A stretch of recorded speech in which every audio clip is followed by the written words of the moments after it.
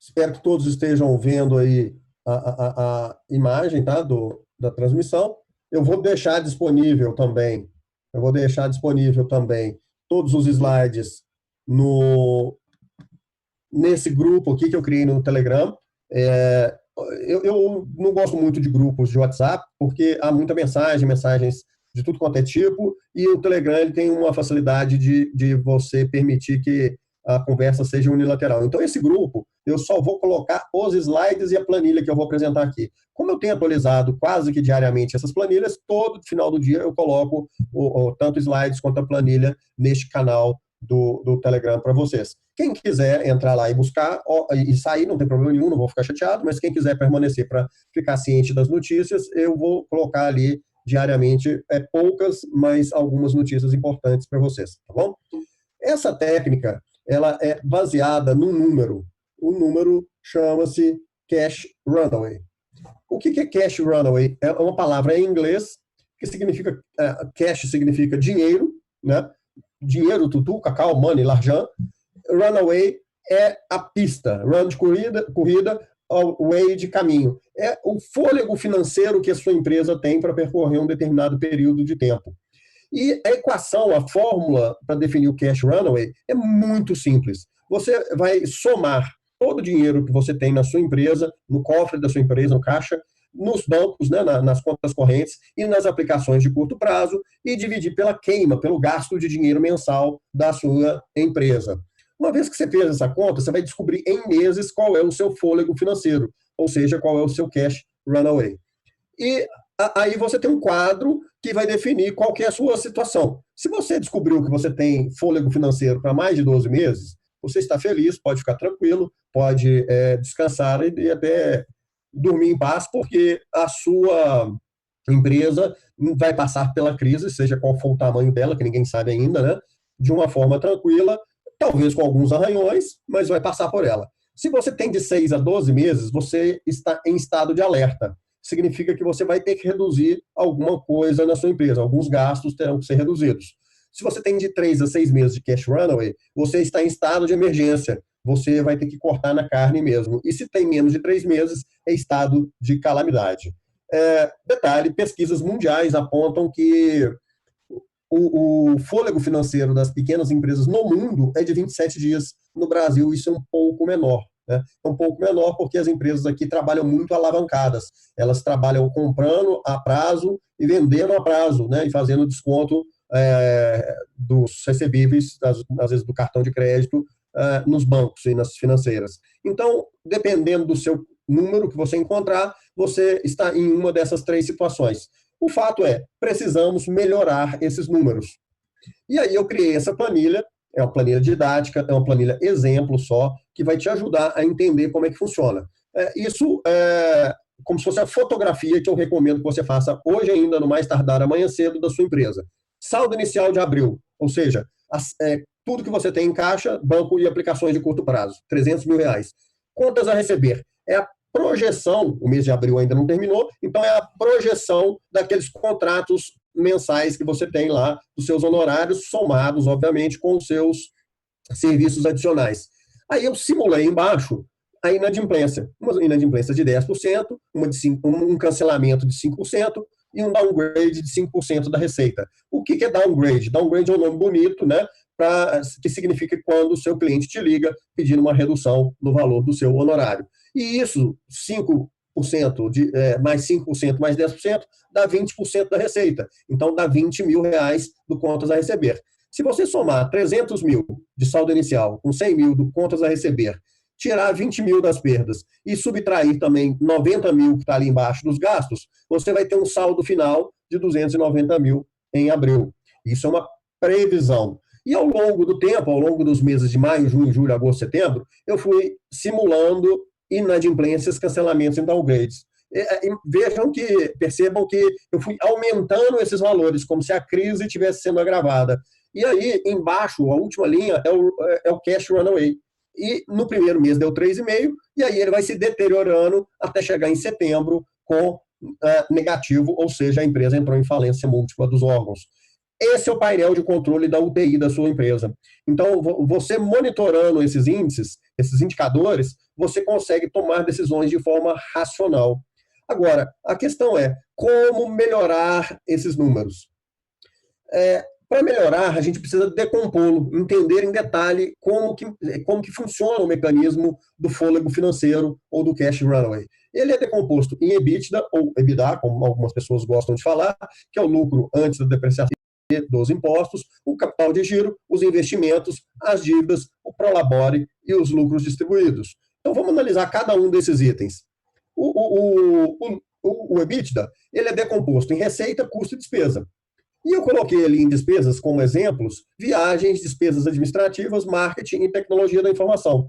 Percebam uma coisa, a tecnologia da informação eu classifiquei como despesa, porque na maioria das empresas é assim que funciona. Mas no seu escritório de contabilidade, a tecnologia da informação é custo. Por quê? Porque está desligado diretamente ao seu processo produtivo, né? Você, sem a tecnologia, não consegue entregar para o seu cliente aquilo que você prometeu. Então, no seu caso, tecnologia é custo e não despesa. Mas o que acontece quando o empresário está naquele estágio emocional do desespero? Ele toma as decisões rápidas e fáceis. Qual que é a decisão mais rápida para ele? Ele corta viagens, ele corta gastos com marketing, ele corta despesas administrativas e corta despesas com tecnologia. E isso diminui, isso tem um efeito muito pequeno sobre o cash runway. Ele afeta muito pouco. Agora, a grande pergunta é, para o empresário, quando ele olha ali naquelas despesas administrativas e vê que o escritório de contabilidade faz parte dessa despesa administrativa, o que ele faz? Ele pega o telefone, liga para você e pergunta se você pode reduzir o honorário. Mas isso tem efeito, como eu disse e ressalto, muito pequeno na saúde financeira da empresa dele. Mas por que ele faz isso? Porque ele está agindo de forma emocional. Então, quando a gente começa a racionalizar, a gente começa a tomar decisões mais eficientes.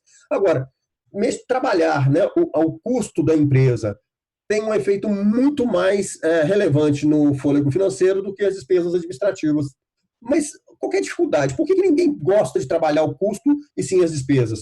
Porque trabalhar o custo significa mudar o seu processo produtivo, significa mudar, melhorar, inovar sua fábrica, significa mudar a sua forma de vender na loja, e no caso do escritório de contabilidade, significa mudar o seu processo de produção, significa usar sistemas mais modernos, integrar a cadeia produtiva entre o seu escritório e seu cliente, controlar processos, isso tudo dá trabalho. Ninguém gosta de mexer no seu próprio queijo. Então, a menos que a gente olhe a coisa da forma racional, né? E é isso que nós vamos entender daqui para frente. Um outro componente, né? Uma outra forma de melhorar o cash runway do ponto de vista de custos não é somente mudar a linha de produção, mudar o modelo de negócios. A outra forma é transformar o que é custo fixo em variável, né? Isso é bem possível. Eu até peguei um exemplo de um amigo meu que é contador também, um cliente dele seguiu essa metodologia e o que ele fez? Ele tinha 9 lojas distribuídas em 2 cidades e aí ele centralizou apenas 2 lojas, como se fossem centros de distribuição, né? E transformou os vendedores em representantes comerciais, os vendedores da loja. Ou seja, ele transformou tudo que era custo fixo, uma grande parte do custo fixo dele, em custo variável. Isso é possível fazer também, tá? Dando um passo mais adiante, a gente pode trabalhar as receitas. Como? Reduzindo o cancelamento, reduzindo inadimplência, reduzindo o downgrade e criando novos produtos, novos mercados ou atendendo a novos clientes. Qual que é a diferença de novos mercados para novos clientes? Novo cliente é quando você consegue conquistar um cliente do perfil ao qual você está acostumado. Por exemplo, a maioria dos escritórios de contabilidade busca novos clientes entre as empresas que já têm a contabilidade terceirizada, né? Tem os processos de folha, contábil e fiscal terceirizados. Agora, nesse momento, se você quiser inovar do ponto de vista de mercado, você pode buscar empresas que tenham a contabilidade interna, ou a folha de pagamento interna, ou o processamento fiscal interno, e oferecer os seus atuais serviços para essas empresas que têm contabilidade interna. Bom, isso é inovação de mercado. O que é inovação de produto? Você já terceiriza para os seus clientes processos trabalhistas, fiscais e contábeis. Bom, existe um outro processo que você pode oferecer para o seu cliente, que é o processo do contas a pagar e do contas a receber, né? Essa é a terceirização desses processos. Isso seria uma inovação em produto. Oferecer a aplicação dessa metodologia no seu cliente também é uma inovação de produto, né? Então, nós temos essas variáveis aí para tratar. Falando de capital de giro, do ponto de vista do escritório de contabilidade, a margem é muito pequena. Por quê? Porque os prazos de pagamento de vocês já são mensais. A maioria do desembolso do escritório de contabilidade é folha de pagamentos e sistemas que são pagos mensalmente, né? Prazo de recebimento também já é mensal, então não tem muita margem de manobra e vocês também não têm estoque. Agora, para um comércio varejista ou atacadista, isso faz muito sentido. Muito mesmo. Talvez seja um dos pontos mais críticos aqui para o comércio atacadista e varejista. Porque você pode fazer uma análise, isso até é um novo serviço, uma análise de Pareto 80-20, né? Em cada item de estoque do seu cliente que é atacadista ou varejista, e até mesmo para a indústria, isso vale, né? E analisar quais são os itens de estoque que têm maior giro, que vendem mais rápido e que têm maior margem de contribuição. E aí você vai descobrir que boa parte desses produtos vendidos tem um giro baixo e margem baixa, ou margem baixa. Então você pode sugerir para o seu cliente fazer uma liquidação desse estoque de mercadorias que não giram, liquidação à vista, com preços muito competitivos, fazer dinheiro, né, fazer cash, e isso aumenta o cash runway de uma forma muito intensa. E ele ainda vai poder usar esse recurso para comprar mercadorias que giram mais rápido, que entregam margem mais rápida, e melhorar o prazo de estocagem, né? E, ao mesmo tempo, ele pode negociar com os fornecedores um prazo maior de pagamento e com os clientes um prazo menor de recebimento. Então, essa análise do capital de giro, principalmente em empresas comerciais, faz muita diferença, tá? Do lado de investimentos, nós temos investimentos em ativos tangíveis, por exemplo, imóveis, automóveis, máquinas, equipamentos, principalmente na indústria, no agronegócio, que você pode sugerir para o seu cliente vendê-los, é uma opção, ou fazer o leasing reverso, ou refinanciamento desses ativos. Para quê? Para gerar caixa, né? Mesmo que tenha uma taxa de juros nessa história, porque o momento de crise, e isso é um jargão do mercado financeiro, né? Eles falam o seguinte, cash is king. Por quê? Porque nesse momento de crise, quem tem o fôlego financeiro maior consegue sair mais facilmente da crise e aproveitar melhor as oportunidades. E também é um momento de foco. Então, se o seu cliente, que é empresário, tem participações em diversas empresas de ramos diferentes, de atividades diferentes, uma sugestão é focar no core business dele e vender as participações minoritárias que ele tem e fazer caixa, fazer dinheiro na empresa principal. Sobre dívidas, nós temos dívidas de dois jeitos, dívida boa e dívida ruim, falando popularmente, né? Dívida ruim é a dívida que financia o seu capital de giro. Por quê? Porque a dívida que financia o capital de giro significa que você está pagando juro para o banco por uma ineficiência de gestão do capital de giro. Você paga ao banco, isso é o que os seus clientes fazem, né? Os comerciantes fazem, eles pagam juros para o banco porque eles têm uma gestão ineficiente de capital de giro. Então o banco, entre aspas, faz a gestão para eles, mas cobra. E a dívida boa é aquela dívida que você contrai, né, aquele crédito que você contrai, para financiar modernização da sua estrutura de custos, ou seja, da sua fábrica, da sua linha de produção, da sua empresa, e reduzir o custo num determinado período de tempo, ou criar novos produtos para aumentar a receita. Então, dívida boa é a dívida que reduz custo ou aumenta a receita. É claro, óbvio, que a gente tem que tomar muito cuidado com as taxas de juros, com as contrapartidas, etc, etc. Mas esse é um ponto muito importante para prestar atenção também. E lucro distribuído e prolabore é ilusão achar que você vai passar por esse período de tanta incerteza. Já estão falando num período de recuperação de recessão em U e não em V. Em U significa que teremos um vale de recessão por um período mais longo. Em V significaria bater no fundo do poço e subir rápido. Não é isso que o mercado está prevendo. Então, é difícil você acreditar que você vai manter seu lucro e prolabore no mesmo patamar que você mantinha nos tempos das vacas gordas. É melhor reduzir agora e dar uma sobrevida à empresa do que ter um susto lá para frente. Bom, agora como que muda tudo isso, né? São tantas variáveis, como é que eu começo? Primeiro ponto é entendendo a diferença entre uma boa ideia e um bom projeto. Uma boa ideia vale menos do que uma dose de 51. Uma boa ideia vale menos do que uma moeda, uma nota, uma pérola no fundo do oceano, né? Na realidade, um bom projeto é uma ideia que virou realidade. Que virou realidade como? Tendo um líder, alguém que se responsabiliza por essa ideia, alguém que criou, que tem cria um plano onde tem data de início e data de fim, tem um orçamento, tem uma equipe, tem recursos envolvidos, financeiros e materiais, tem um plano de trabalho e tem resultados efetivos. Um deles, importantíssimo, é o payback. Desculpe aqui, pessoal, entrou o meu e-mail na parada, mas eu já deleto. Então, payback. O que é o payback da história? É o tempo aonde o projeto se paga, é o tempo ao qual o projeto tem retorno. E para priorizar esses projetos que você vai criar, são duas variáveis que você tem que levar em consideração. A primeira é o impacto no cash runway, no fôlego financeiro.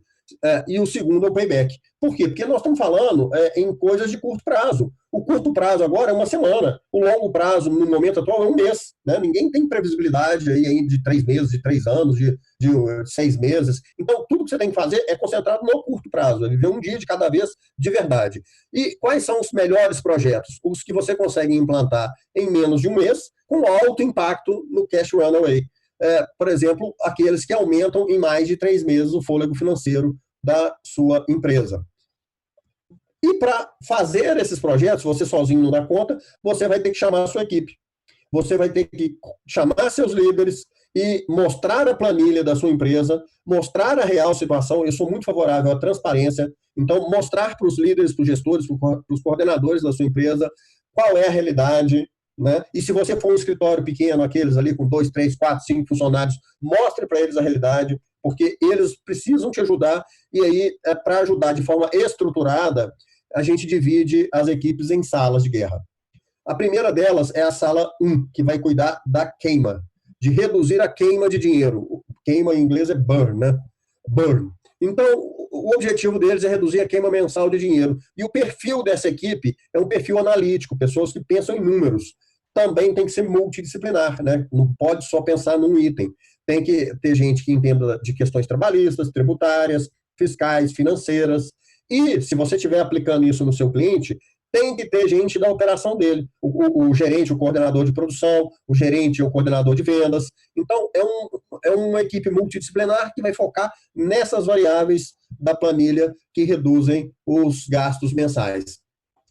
Só para dar exemplo aqui para vocês, em escritórios de contabilidade, como que você pode reduzir os custos? Você pode automatizar sua cadeia produtiva, você pode colocar software em nuvem para o seu cliente, você pode criar mecanismos de autoatendimento, isso já temos sistemas aí que fazem isso, né? Principalmente no que diz respeito à questão de folha de pagamentos. Podemos colocar controles de tarefas e processos, podemos terceirizar processos. Eu conheço um escritório de contabilidade que quarteirizou o processamento de folha com um amigo. Podemos terceirizar vários processos aí que a gente pode não ser tão eficiente quanto outros. Podemos realizar fusões e aquisições, podemos reduzir o custo total de propriedade da tecnologia, buscando soluções em nuvem, né, que as soluções instaladas são mais caras de manter, exigem servidores, pessoal dedicado, né? Podemos fazer o downsizing da empresa, caso real que aconteceu ontem, quando a gente estava conversando com o pessoal, duas sócias de um escritório de contabilidade, uma equipe relativamente pequena, elas perceberam, pela análise da carteira, que metade dos clientes delas não sobreviveria à crise. Então, elas resolveram fazer o downsizing do escritório, reduzir o tamanho dos clientes, sair de 60 para 30. Isso significa necessariamente reduzir o tamanho da equipe? Não. Por quê? Porque com o tempo ocioso da equipe delas, elas vão aplicar essa metodologia nos clientes delas, entenderam? Então, isso é reduzir o tamanho, mas não necessariamente reduzir a margem, reduzir a quantidade de pessoas. Pelo contrário. Migrar custos fixos para variáveis. A segunda sala de guerra, né, a segunda equipe, a segunda força-tarefa, o segundo esquadrão de elite, ele tem como objetivo manter as receitas. Então, eles vão trabalhar 3 variáveis: cancelamentos, inadimplência e downgrade, ok? E é uma equipe também multidisciplinar, mas de pessoas mais ligadas ao relacionamento. Pessoas que gostam de escutar as pessoas, que gostam de conversar. E aí elas vão ter uma atitude proativa, solidária, vão se colocar à disposição dos clientes, vão conversar com seus clientes, se possível, por videoconferência, olhando no olho dos clientes. Pessoas que vão mais escutar do que falar. E uma das coisas que eu costumo dizer é o seguinte: não é para a pessoa falar assim, cliente, eu entendi seu problema e eu já sei a solução. É o contrário, é falar assim, cliente, ok, eu entendi seu problema, agora eu vou levar esse desafio lá para o nosso escritório, para a nossa equipe, para a gente fazer uma análise, e aí eu te apresento uma solução. Porque as soluções de momento, de ímpeto, normalmente não são as melhores, né? Esse momento agora é de escutar e de se colocar à disposição do cliente e propor até implantar essa metodologia também no seu cliente. A terceira e última sala de guerra é para tratar receitas. Ou seja, essa equipe vai ouvir as dificuldades, as demandas que os clientes colocaram para a sala de guerra 2 e vão criar soluções que são vendáveis, né, para os seus clientes da sua base. Ou vão buscar soluções para novos mercados ou novos clientes. Então, essa sala de guerra é focada em novas receitas. E aí vai algumas ressalvas, né? Vou colocar para vocês alguns pontos importantes. Primeiro, neste momento, é muito importante a fidelização. Então, cuide bem da sua base.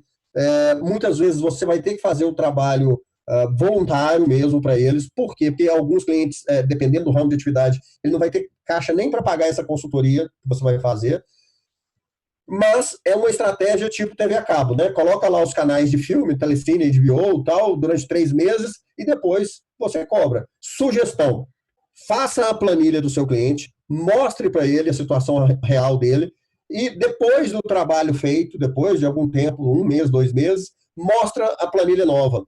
O que eu estou falando para vocês? É uma frase que eu sempre disse: nunca diga seu preço antes de mostrar o seu valor. E esse tipo de atuação é exatamente isso, é mostrar o seu valor para o seu cliente, e aí, assim que ele puder, você vai saber disso, ele vai fazer questão de te remunerar por manter mais um serviço de altíssimo valor.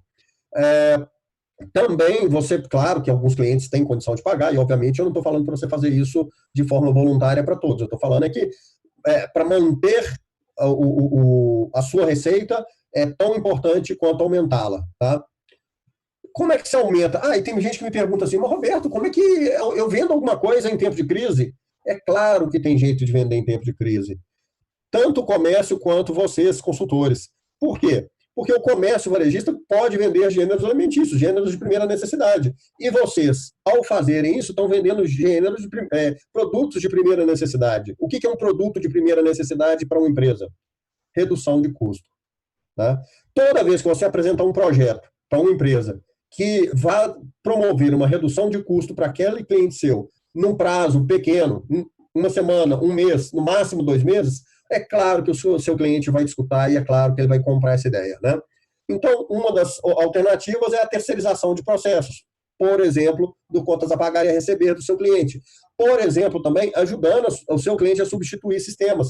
A gente sabe que muitas empresas de médio porte aí usam sistemas que foram construídos na década de 90, sistemas obsoletos e caros, né? Caros não só de manutenção no que diz respeito à parcela que eles têm que pagar para as empresas de software, mas também caros na manutenção humana do software. E você pode buscar novas soluções de tecnologia, oferecer para os seus clientes e ajudar a implantar essa metodologia nos seus clientes, né? Isso também é uma forma de reduzir o custo dele e gerar receita para você. E você, enquanto líder, vai coordenar essa sala de guerra toda, priorizar os projetos, conforme aquele quadrinho que eu desenhei, e motivar as equipes. Eu não sou um especialista em motivação, não, mas eu deixo aqui uma recomendação para vocês. Transparência, né? Mostrar os números, mostrar que está todo mundo no mesmo barco e creio que todo mundo que tem um mínimo de consciência vai querer ajudar a empresa a funcionar, né? A empresa a se perpetuar e a empresa a ser bem-sucedida. Então, no fundo, o que eu disse? A gente tem que criar 3 grupos, cada grupo com 2, 3 pessoas, e você coordenando esses grupos aí. Bom, na prática, cada grupo tem uma responsabilidade. É o que os americanos, né, os anglo-saxões chamam de accountability, né? É responsabilidade sobre uma determinada coisa. Então, o grupo 1 tem a responsabilidade sobre a redução de gasto, o grupo 2 tem a responsabilidade sobre a fidelização e o grupo 3 tem a responsabilidade sobre o aumento de receitas. Se seu escritório é muito pequeno, eu recomendo que junte o grupo 2 com o grupo 3, tá bom? Mas dá perfeitamente para trabalhar aí em 2 frentes, uma de ataque e outra de defesa, uma de redução de custo, outra de manutenção ou aumento de receitas. E aí, após um tempo, você vai ter uma planilha nova, né? Esse é o cenário após a aplicação da metodologia. De novo, isso aqui é um exemplo didático, mas eu posso te falar com muita tranquilidade que eu apliquei essa metodologia em várias empresas, em empresas grandes, empresas médias, empresas pequenas. Uma delas, a primeira vez que a gente fez o cálculo, deu um cash runway de 1 mês e meio, ou seja, a empresa tinha 1 mês e meio de vida. Nós fizemos um trabalho com essas 3 linhas de frente, com essas 3 equipes, e 35 dias depois, o cash runway da empresa aumentou para 4 meses e meio. Está excelente? Não, não está. Mas já deu uma sobrevida para a empresa dar um novo salto, né? Saiu do estado de calamidade para o estado de emergência, e o próximo passo é entrar no estado de alerta apenas. Tá? É um passo de cada vez, mas cada melhoria que você faz é uma empresa que você salva. No fundo, eu estou falando o seguinte, eu já apresentei esse slide por diversas vezes no Brasil, já tem uns 2 anos, né? Os serviços contábeis no mundo inteiro são divididos em 3 níveis, o nível 1, que é o de terceirização, aquele de DAS, DAF, GPS, recibo de prolabore, balanço, balancete, o nível 2 é de consultoria e o nível 3 é de aconselhamento estratégico. O nível 1 já está entrando em guerra de preços, vocês sabem disso mais do que eu, né? Vocês vivem na pele isso, e porque houve um desequilíbrio entre oferta e demanda, tanto porque a quantidade de empresas no Brasil cresceu pouco, quanto pela... São 2 causas, basicamente. A quantidade de empresas cresceu pouco e a quantidade de escritórios cresceu de uma forma maior do que as empresas no Brasil. Isso causou um desequilíbrio entre oferta e demanda e isso tem causado um ajuste de preços. O advento daqueles mecanismos de contabilidade online aumentaram a oferta, ou seja, aumentaram a oferta sem aumentar a demanda. Isso causou uma nova competição por preço. E agora a gente tem notícias, né? Está sendo noticiado a todo dia na imprensa, que 600 mil empresas pequenas no Brasil já fecharam as portas só na semana passada. Isso é 10% do mercado. Então, se a gente já vive uma competição por preço hoje no nível 1, não tenho dúvida que ela vai aumentar. Né? A demanda vai diminuir e a oferta vai continuar a mesma. E qual que é a alternativa? É você exercer a ciência contábil em sua plenitude, né? Como o professor Lopes de Sá costumava dizer, não ser um mero informante de saldos, nem um intermediário do fisco, nem só de DAS, DAF, GPS, recibo de prolabore, balanço, balancete, vive o contador. Então, uma das alternativas que eu estou sugerindo, recomendando fortemente para vocês, é que vocês implantem essa metodologia nos clientes de vocês. Com isso, você salta do nível 1 para o nível 3 imediatamente. Essa é uma oportunidade de ouro que está surgindo no mercado de serviços contábeis para acabar definitivamente com a competição por preço e para colocar vocês no nível de aconselhamento estratégico. Eu já me coloco aqui à disposição de todos vocês, do Conselho Regional, de todo o sistema CFC, para fazer essas palestras também, essas apresentações para os seus clientes, para empresários, para o SEBRAE, para as associações comerciais, para o CDL, e a mensagem que eu vou falar para eles é a seguinte: apliquem essa metodologia de sala de guerra, mas o contador é imprescindível na sala de guerra de custos. Por quê? Porque só ele consegue entender na plenitude as questões trabalhistas, tributárias e financeiras para te ajudar. Então, assim, é a hora de você realmente saltar do nível 1 para o nível 3 sem passar nem pelo nível 2. Aqui tem um resumo, eu vou deixar disponível para vocês também, mas rapidamente, monitore os sinais vitais da sua empresa, faça uma planilha antes e depois, tipo aqueles programas de emagrecimento, né? A planilha antes, a planilha depois para a sua empresa e para o seu cliente, porque aí você vai mostrar o seu valor para o seu cliente. Organize seu escritório em salas de guerra, tenha um líder para cada sala de guerra e você é o líder de todos, defina metas numéricas, né? Não são metas subjetivas, são numéricas para cada sala de guerra. Cada uma delas é elaborar projetos, mas você que vai priorizar esses projetos, você que vai dizer quais que vão ser executados, em qual ordem. Faça as reuniões semanais para avaliar esses projetos, o andamento deles, e, sobretudo, aplique essa metodologia nos seus clientes. É claro que nem todos os seus clientes vão conseguir fazer isso, mas se você conseguir fazer em boa parte deles, você irá ajudar muitas e muitas empresas, né? Enfim, a hora agora é de ajudar, a hora agora é de ser generoso. Quem ajuda será ajudado, né? E quem é generoso progride na vida. Eu vou